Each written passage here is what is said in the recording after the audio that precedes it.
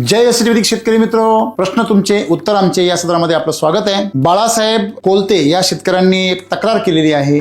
त्यांनी त्यांच्या मनातलं दुःख व्यक्त केले की शेतकऱ्यांना कोण लुटत नाही, असा प्राणी या जगात सुद्धा असेल तर सांगा। ज्याप्रमाणे ऊसाला ज्या चुट्ट्या असतात त्यांना मुंग्या लागतात, जो पण त्याच्यामध्ये रस आहे, रस संपला की त्या मुंग्या सुद्धा तिथून बाजूला होतात। मित्रांनो, तसं तुमचं जे म्हणणं आहे की शेतकऱ्यांना सर्वजण लुटतात, मित्र असं म्हणेल लुटतात म्हणण्यापेक्षा फसवतात। का बरं? कारण शेतकऱ्याच्या जमिनीमध्ये जो सेंद्रिय कर्ब नावाची जी संपत्ती आहे, ती संपत्ती जोपर्यंत आहे तेव्हा शेतकरी या जमिनीमधून अमृत निर्माण करतो आणि ते अमृत आहार घेण्यासाठी सगळेजण त्याचं शोषण करतात। मित्रांनो, पण याला कारणीभूत आपण शेतकरीच आहोत। कारण त्यांच्या नादाला लागून केमिकल असेल, जैविक असेल, इतर सर्व गोष्टींमध्ये आपण त्यांच्या नादाला लागून आपण आपल्या जमिनीतली सेंद्रिय कर्बाचा खजिना आपण लुटत असतो।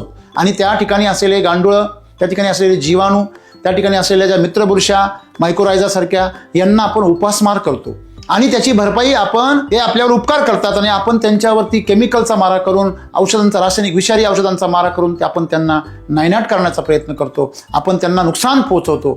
मग मला सांगा शेतकरी मित्र, कळत न कळतपणे आपण या केमिकलवाल्यांकडनं फसले जाता, आपल्या जमिनीचा सेंद्रिय कर्ब आपण स्वतः लुटता आणि त्या सर्व जीवांना, मित्र जीवांना तुम्ही उपवाशी मारता। अशा कंडिशनमध्ये जोपर्यंत तुम्ही तुमच्या जमिनीला लुटताय तोपर्यंत तुम्हाला लुटणारे भेटणार आहे। सर्वप्रथम शेतकऱ्याने आपल्या जमिनीला जपलं पाहिजे, त्यातला सेंद्रिय कर्ब वाढवला पाहिजे आणि आपल्या जमिनीतल्या आपल्या मित्रांचं पोषण केलं पाहिजे। ज्यावेळेस शेतकरी असं करायला लागेल त्यानंतर मात्र शेतकऱ्याला कोणीही लुटू शकत नाही किंवा फसू शकत नाही।